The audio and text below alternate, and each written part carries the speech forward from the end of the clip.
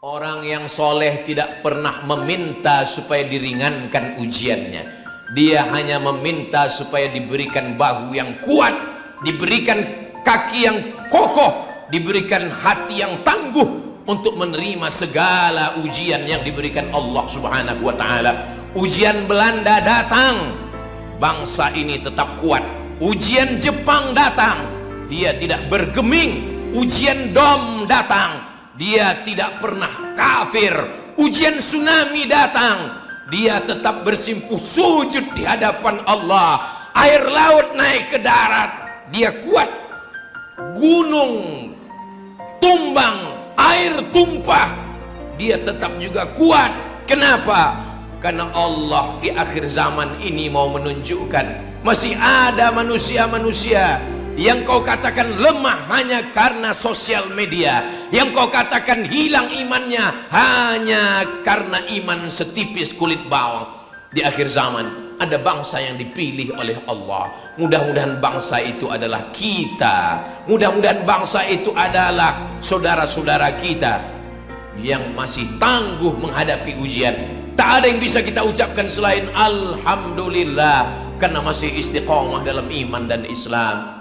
Alhamdulillah, wassalatu wassalamu ala rasulillah.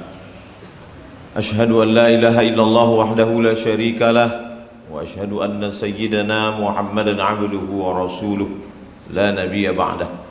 Allahumma salli ala sayyidina Muhammadin an-nabiyil ummi wa ala alihi wa sahbihi wa barik wa sallim.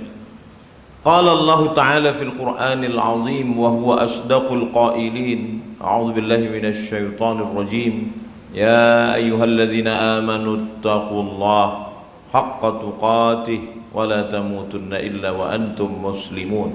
Wa qala ta'ala fi ayatin ukhra, ya ayyuhalladzina amanu taqullaha wa qulu qawlan sadida yuslih lakum a'malakum wa yaghfir lakum dhunubakum wa man yuti'illaha wa rasulahu faqad faza fawzan 'azima.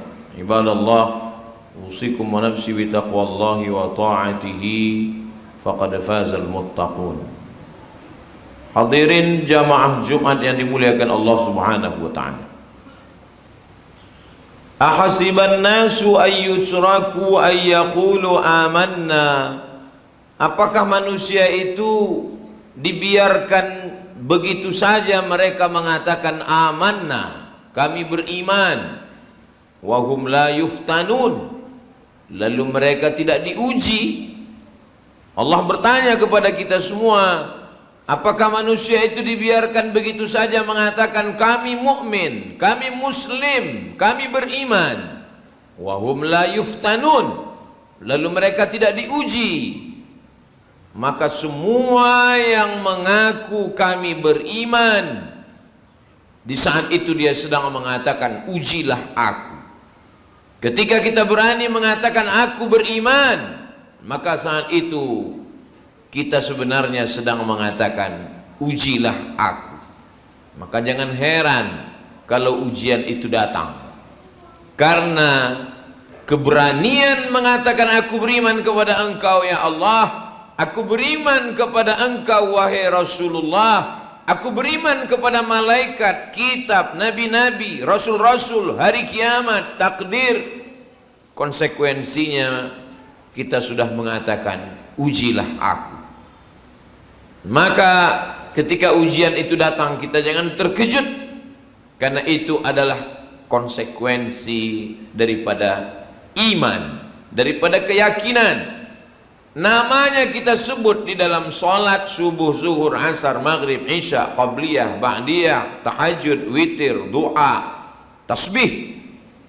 Kama sallaita ala Ibrahim wa ala ali Ibrahim, kama barakta ala Ibrahim wa ala ali Ibrahim. Nama Ibrahim kita sebut 4 kali karena ujian yang luar biasa. Lahir seorang ayah bernama Azar. Azar bukan hanya sekedar penyembah berhala, dia yang menciptakan berhala. Idh qala Ibrahimu li abihi Azara atattakhidhu asnaman alihah. Ketika Ibrahim berkata kepada bapaknya Azar, kenapa engkau menjadikan berhala-berhala itu sebagai Tuhan, wahai Azar? Apa jawab Azar? La illam tantahi, kalau kau tidak berhenti menceramahi aku, kalau kau tidak berhenti mendakwahi aku, la arjumannaka, aku lempar engkau pakai batu sampai mati. Wahjurni maliya, tinggalkan aku. Apa kata Ibrahim alaihissalam? Sa'astaghfiru laka rabbi, aku akan tetap memintakan ampun kepada Allah untukmu, wahai Azar. Innahu kana bi hafiyya, sesungguhnya Allah itu amat sangat denganku dan dia akan mengabulkan segala doa-doa. Lulus satu ujian, tapi ujian belum selesai, bahkan ujian baru saja dimulai. Lalu kemudian Nabi Ibrahim alaihissalam berhadapan dengan penyembah bintang, matahari, bulan. Mereka mengakui bahwa nasibnya diatur oleh bintang gemintang. Ada orang mengatakan Nabi Ibrahim mencari Tuhan. Falamma ra'al qamara bazighan qala hadza rabbi. Ketika Nabi Ibrahim melihat bulan mengatakan ini adalah Tuhan. Falamma afala qala la uhibbul afilin. Ketika bulan hilang saat matahari terbit, aku tidak suka kepada bulan yang sudah menghilang. Falamma ra'asy syamsa bazighatan qala hadza rabbi hadza akbar. Ketika dia melihat matahari muncul, ini Tuhan, ini lebih besar. Ibrahim alaihissalam tidak mencari Tuhan karena dia nabi. Sebenarnya Nabi Ibrahim alaihissalam sedang mengajarkan kepada umatnya bahwa matahari, bulan, bintang gemintang bukan Tuhan, tapi makhluk ciptaan Allah subhanahu wa ta'ala. Tidak ada hubung kait nasib manusia dengan bintang gemintang yang diyakini manusia sekarang sebagai astrologi, sebagai zodiak, percaya kepada ramalan perbintangan. Nabi Ibrahim alaihissalam ingin mengajak umatnya berdialog bahwa bintang Neptunus, Merkurius, Pluto dan Mars tidak berkuasa terhadap nasibmu. Kadzdzabal munajjimun walau shadaqu, berdusta ahli perbintangan, kalaupun betul ramalannya itu hanya kebetulan saja. Man ata'arrafan, siapa yang datang kepada peramal, fasaddaqahu bima yaqul, percaya dia pada ramalan, falam tuqbal lahu salatun arba'ina lailah, tak diterima solatnya 40 hari 40 malam. Man ata'arrafan, siapa yang datang kepada peramal, au kahinan atau dukun, fasaddaqahu bima yaqul, percaya dia pada ramalan itu, faqad kafara bima unzila ala Muhammad sallallahu alaihi wasallam, maka dia dianggap sudah kafir, ingkar kepada wahyu yang sudah diturunkan Allah kepada Sayyidina wa Maulana Muhammad sallallahu alaihi wasallam. Nabi Ibrahim lulus dengan menghadapi ujian penyembah bintang gemintang. Ujian belum selesai. Nabi Ibrahim berhadapan dengan umat yang menyembah patung-patung yang besar-besar. Ketika mereka pergi ke kebun, Nabi Ibrahim menghancurkan patung-patung itu. Lalu dia ambil satu kampak, dia gantungkan di leher patung yang paling besar. Setelah mereka pulang dari kebun, mereka melihat tempat ibadah mereka hancur, bertebaran, berserakan, berkeping. Mereka mudah, ini pasti perbuatan Ibrahim. Mereka menangkap Nabi Ibrahim.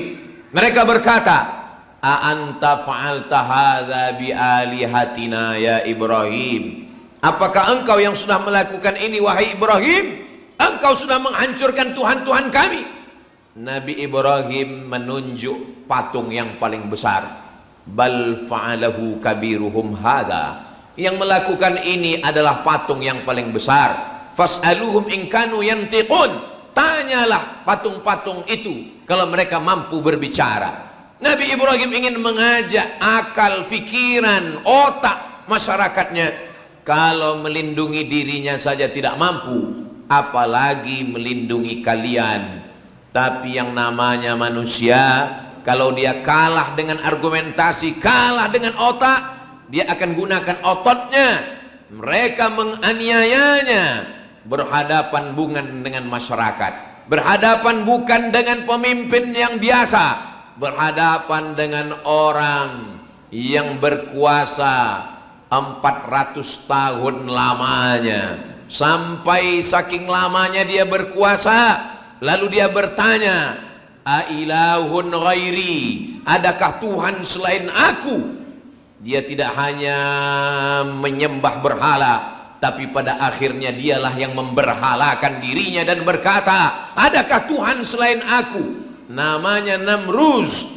Lalu kemudian apa kata dia? Harriquhu, bakarlah Ibrahim alaihissalam. Mereka membakar Nabi Ibrahim, mereka mengumpulkan kayu-kayu, mereka menghidupkan api unggun, mereka lemparkan Nabi Ibrahim ke dalam api unggun. Di saat itu terjadilah mukjizat. Apa kata Allah Subhanahu wa taala? Ya nar, wahai api, kuni bardan, jadilah engkau sejuk.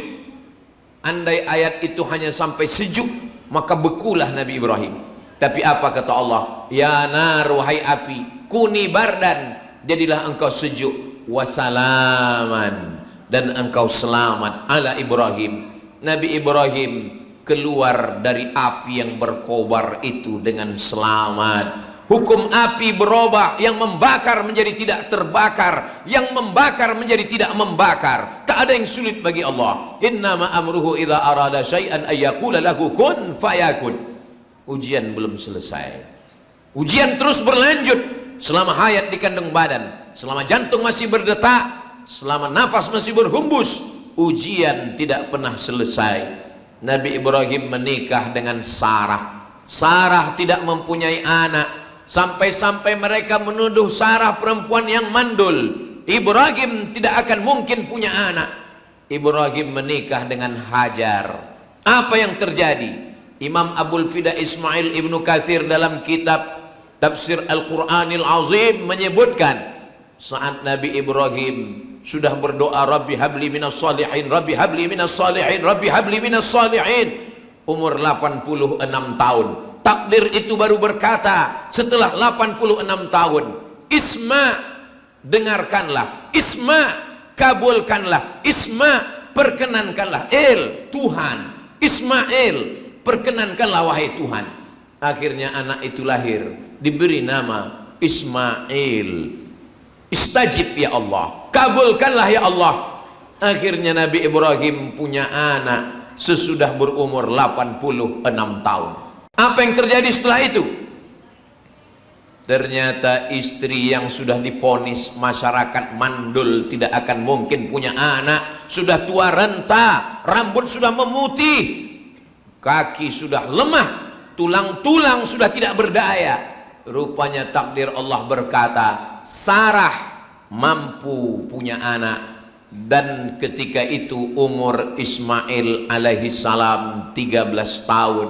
Maka umur Nabi Ibrahim 99 tahun. Lahir lagi seorang anak.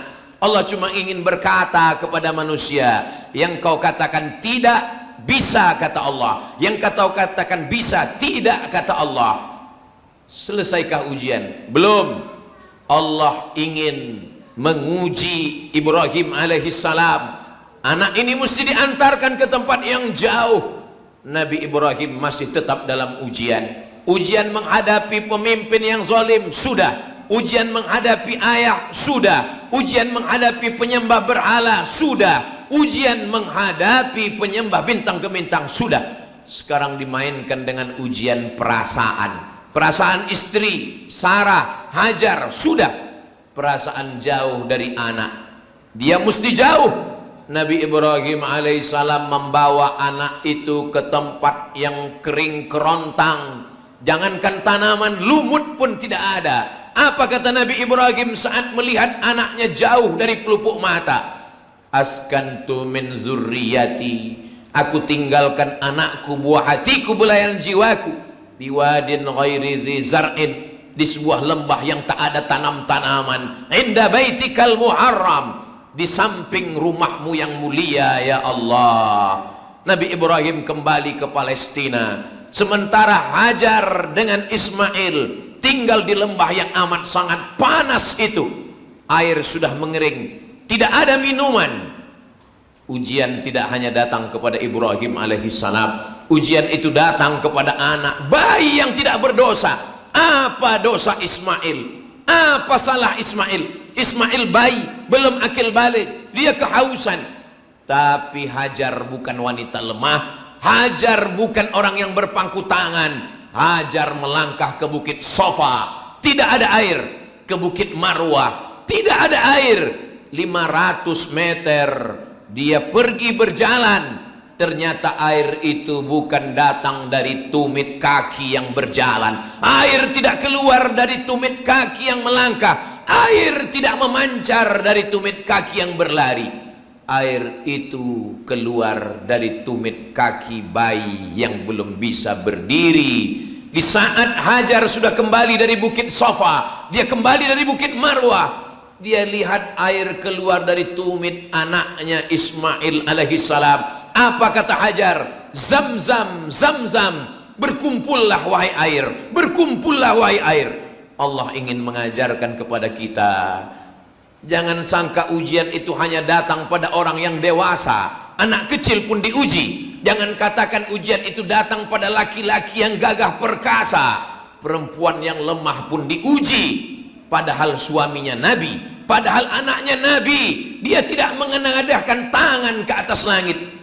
Hajar tidak meneteskan air mata. Dia berjalan, dia berusaha, dia berlari. Walaupun air itu tidak ada di bukit Sofa, air itu tidak ada di bukit Marwah, air itu ada di tumit anak kaki kecil yang belum pandai berjalan. Selesaikah ujian? Belum. Ujian masih terus. Falamma balagha ma'ahu sa'ya, ketika sudah sampai usia remaja, Nabi Ibrahim bermimpi. Ya bunayya, wahai anakku, wahai kesayanganku, inni ara fil manam, aku lihat dalam mimpiku, anni azba'uka, aku menyembelih lehermu, fanzur madza tara, apa pendapatmu wahai anakku. Sekarang di waktu yang sama, dua manusia sedang diuji. Ayahnya bernama Ibrahim, anaknya bernama Ismail, istrinya bernama Hajar. Hajar yang mengandung, Hajar yang melahirkan, Hajar yang menyusukan, Hajar yang membesarkan. Tapi ujian ini akan terus datang silih berganti.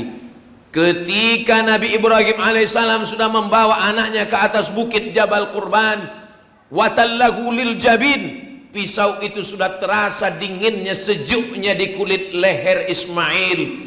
Fafadainahu bidzibhin azim, kami menebus dengan sembelihan yang besar.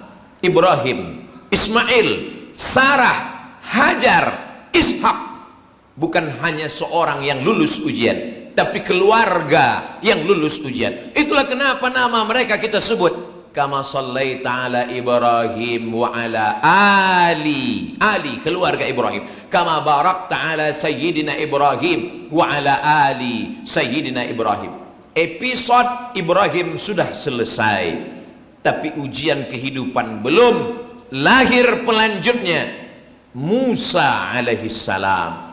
Musa tidak dilahirkan di permadani empuk. Musa tidak berada dalam selimut sutra, belum lagi lahir ke atas dunia. Seorang raja angkuh, sombong, sedang mencari-cari anak kecil yang dilihat dalam mimpi bahwa akan ada anak yang merampas kekuasaan kerajaannya. Karena Fir'aun bermimpi, dalam mimpinya dia melihat ada anak kecil yang menarik mahkotanya. Lalu dia kumpulkan dukun-dukun, penasehat-penasehat spiritualnya. Apa agaknya arti makna mimpi ini? Kata dukunnya berkata, ada anak kecil yang lahir tahun ini dan dia akan merampas kekuasaanmu. Semua anak-anak kecil yang dilahirkan di tepian sungai Nil disembelih. Yudhabbi'una abna'akum, dia menyembelih anak-anak laki-laki. Wa yastahnuna nisa'akum, anak perempuan dibiarkan hidup karena bukan ancaman. Apa salah anak kecil? Anak kecil yang tak berdosa, anak kecil yang tak tahu apa-apa, anak kecil yang tidak bisa berbicara, tapi mereka disembelih oleh penguasa yang zalim. Apa kata ibu Nabi Musa alaihissalam? Allah berfirman, wa auhayna ila ummi Musa, kami kirimkan ilham kepada ibu Nabi Musa, an ardi'i, susukan anakmu, fa inni khifti alaihi, kalau kau takut anakmu nanti akan disembelih oleh Fir'aun dan bala tentaranya, fa alqihi fil yammi, hanyutkan dia ke sungai Nil, la takhafi, jangan kau takut, wala tahzani, jangan kau sedih, inna radduhu ilaik, kami akan mengembalikannya kepadamu, waja'iluhu minal mursalin, kami akan menjadikannya salah satu dari rasul-rasul kami. Tidak ada satupun ayat bercerita tentang ayah Nabi Musa yang gagah, yang perkasa, yang kuat, yang bertenaga. Seorang perempuan yang katanya lemah, tapi dia perempuan yang luar biasa. Di balik sosok Musa yang bisa memukulkan tongkatnya memancar 12 mata air, Nabi Musa yang membelah Laut Merah, ternyata ada perempuan yang lulus ujian. Perempuan itu menghanyutkan anaknya. Dia tidak takut, dia tidak cemas, dia tidak ngeri, dia tidak khawatir. Anak itu dilepaskan di sungai terpanjang di dunia, menembus Afrika Utara hingga ke lembah Victoria, melewati berbagai negara. Dengan binatang berbisa, anak itu lepas. Anak itu hanyut, bukan ke hutan, bukan ke gurun. Anak itu hanyut ke tempat pemandian istri Fir'aun yang memang sudah lama merindukan seorang anak. Asyah namanya. Ketika dia melihat ada kotak kayu, lalu dia memanggil dayang-dayangnya untuk mengambil kotak kayu itu. Apa gerangan? Ternyata setelah didekatkan ada sesosok bayi. Bayi itu dibawa ke istana Fir'aun. Fir'aun sudah menduga, inilah dia bayi yang akan merampas kekuasaanku. Tapi Asyah berkata, kita uji dia dulu, kita letakkan bara api, kita letakkan makanan. Tangan Musa alaihissalam hampir mengambil makanan. Kalau dia mengambil makanan berarti dia bukan bayi biasa, berarti dia bayi yang bisa berpikir. Allah mengirimkan malaikat sehingga bayi kecil Musa mengambil bara api dan meletakkannya di lidah. Di saat itu Allah membelanya, Allah menolongnya sampai akhirnya dia dewasa. Setelah dia cukup masa untuk keluar dari sarang Fir'aun, dia melihat ada dua sosok manusia sedang berkelahi. Fawakazahu Musa, Nabi Musa meninjunya. Ternyata tenaga Nabi Musa terlalu kuat hingga tentara Fir'aun itu mati. Lalu kemudian Nabi Musa terusir. Itu hanya skenario Allah, itu hanya cara Allah supaya Nabi Musa selamat dari Fir'aun. Selesaikah ujian? Belum. Ujian baru saja dimulai. Nabi Musa alaihi salam menantikan tempat yang belum pasti sampai akhirnya dia melihat ada orang yang berjalan, lalu kemudian menunggu antrian mengambil air begitu panjang. Nabi Musa alaihissalam menggeser batu yang menutup sumur tempat air. 30 laki-laki yang besar, yang berotot, yang bertenaga tidak mampu menggeser tempat air itu, tapi batu itu digeser oleh seorang Musa, perempuan yang merasa terhutang budi, menawarkan Nabi Musa untuk kembali ke rumah ayahnya, bertemu dengan Syuaib. Apa kata perempuan itu? Inna khaira man ista'jartal qawiyul amin. Wahai ayahanda, engkau ingin menjadi pencari pekerja, engkau ingin mencari seorang yang bisa mengembala, engkau mencari orang yang bisa mengurus keluarga karena engkau sudah tua renta. Orang yang bisa menolong itu mesti kuat dan bertenaga, dan dia orang yang amanah. Kata Syuaib, mana orangnya? Inilah orangnya, dia adalah Musa. Dari mana engkau tahu bahwa Musa ini orangnya kuat?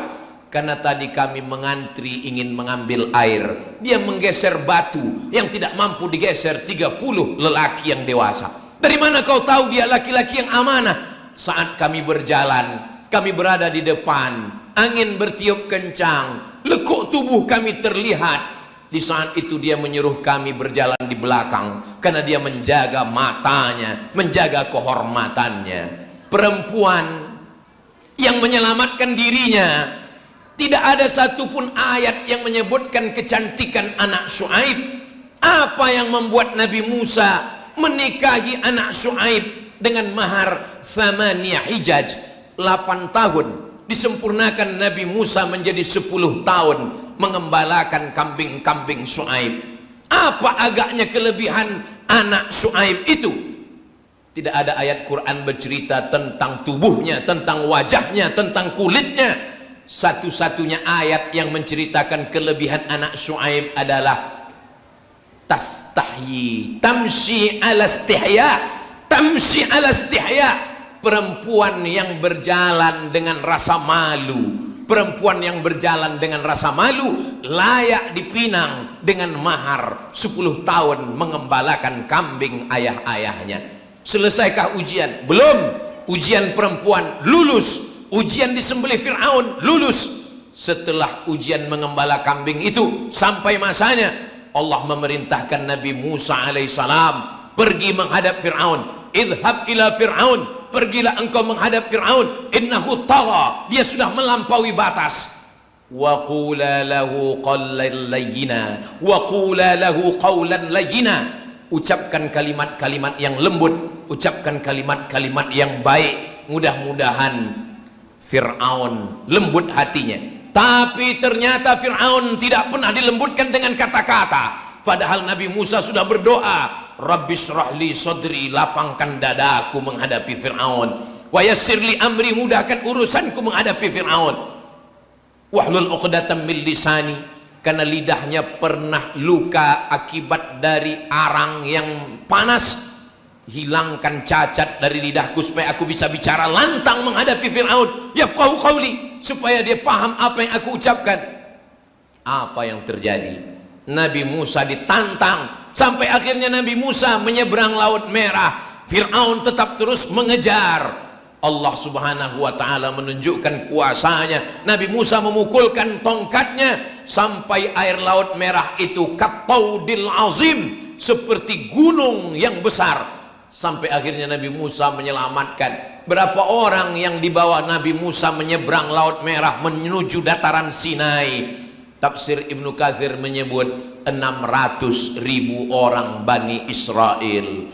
Selesai, Fir'aun mati di Laut Merah, lengkap dengan bala tentaranya. Inna Fir'aun wa Haman, bala tentaranya, wa qaumuhuma, inna Fir'auna wa Hamana wa junudahuma kanu khatiin. Ujian belum selesai. Sebelumnya ujian menghadapi penguasa yang zalim, sekarang ujian menghadapi Bani Israel. Bani Israel ingin punya Tuhan yang bisa dilihat mata. Ya Musa, wahai Musa, lan nu'mina laka, kami tidak akan beriman kepadamu hatta narallaha jahrah, sampai kami melihat Tuhan itu secara nyata. Nabi Musa melanjutkan perjalanannya.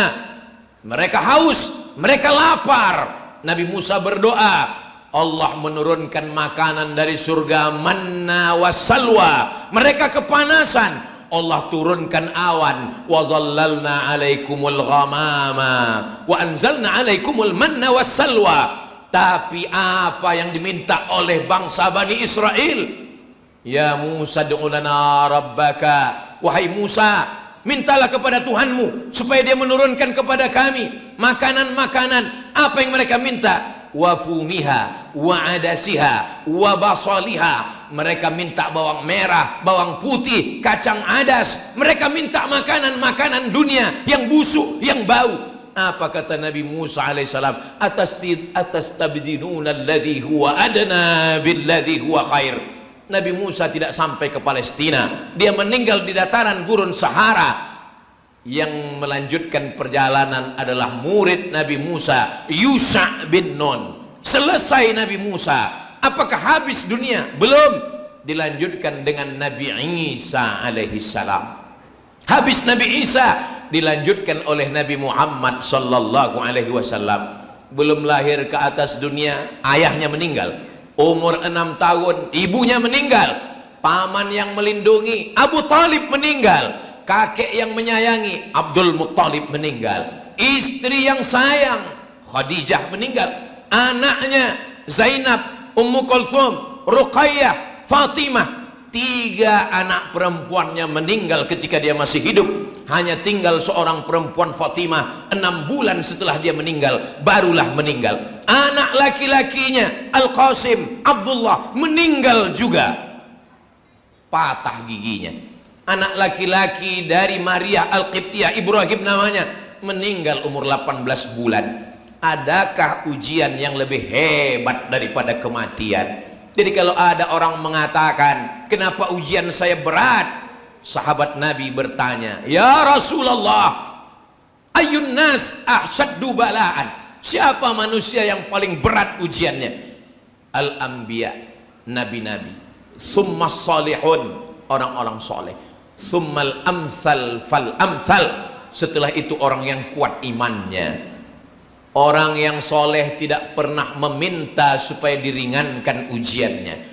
Dia hanya meminta supaya diberikan bahu yang kuat, diberikan kaki yang kokoh, diberikan hati yang tangguh untuk menerima segala ujian yang diberikan Allah Subhanahu wa ta'ala. Ujian Belanda datang, bangsa ini tetap kuat. Ujian Jepang datang, dia tidak bergeming. Ujian Dom datang, dia tidak pernah kafir. Ujian tsunami datang, dia tetap bersimpuh sujud di hadapan Allah. Air laut naik ke darat, dia kuat. Gunung tumbang, air tumpah, dia tetap juga kuat. Kenapa? Karena Allah di akhir zaman ini mau menunjukkan masih ada manusia-manusia yang kau katakan lemah hanya karena sosial media, yang kau katakan hilang imannya hanya karena iman setipis kulit bawang. Di akhir zaman ada bangsa yang dipilih oleh Allah. Mudah-mudahan bangsa itu adalah kita. Mudah-mudahan bangsa itu adalah saudara-saudara kita yang masih tangguh menghadapi ujian. Tak ada yang bisa kita ucapkan selain alhamdulillah, karena masih istiqamah dalam iman dan Islam. Alhamdulillahi rabbil alamin, wassalatu wassalamu ala ashrafil khalqi ajma'in, sayyidina wa maulana Muhammadin wa ala alihi wa sahbihi ajma'in. Ashhadu an la ilaha illallah wahdahu la syarikalah, wa ashhadu anna sayyidana Muhammadan abduhu wa rasuluhu la nabiyya ba'da.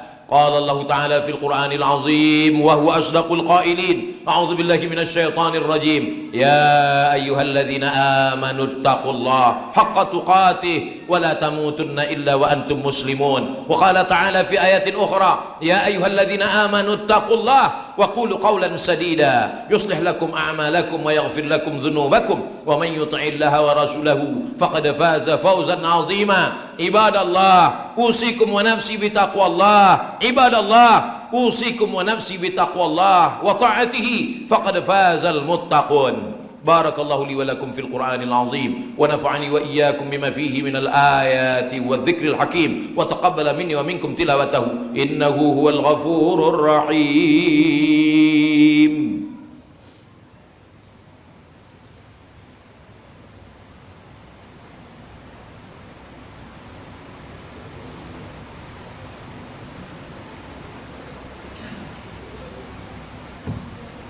Alhamdulillahilladzi bini'matihi tatimmus shalihat, wassalatu wassalamu ala sayyidis sadat wa ala alihi wa ashabihi ahlil fadaili wal karamat.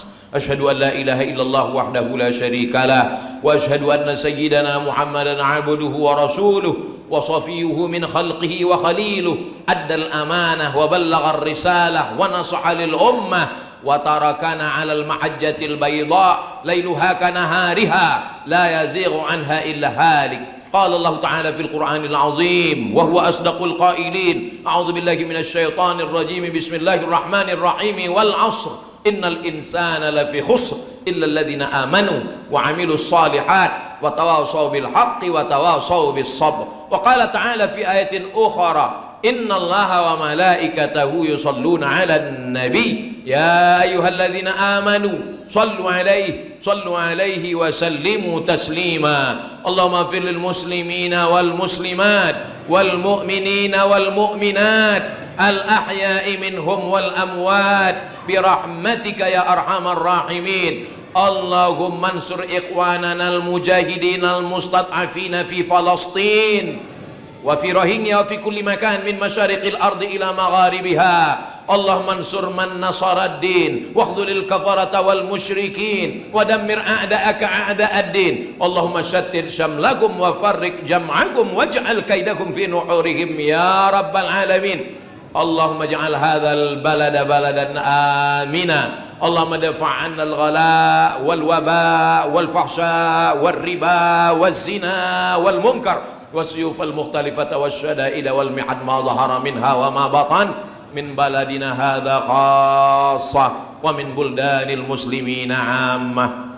Allahumma ij'al ikhwanana al-musabina bis-sabirin. Allahumma ij'al ikhwanana al-musabina minas sabirin alladhina idza asabathum musibah qalu inna lillahi wa inna ilaihi raji'un. Ulaika 'alaihim salawatun min rabbihim wa rahmah wa ulaika humul muhtadun. Ibadallah, usikum wa nafsi bitaqwallahi wa ta'atihi faqad fazal muttaqun. Innallaha ya'muru bil 'adli wal ihsan wa ita'i dzil qurba wa yanha 'anil fahsya'i wal munkari wal baghi ya'idzukum la'allakum tadhakkarun. Fadhkurullahal 'azima yadhkurkum was'aluhu min fadlihi yu'tikum wa la dzikrullahi akbar wallahu ya'lamu ma tasna'un. Aqimis shalah.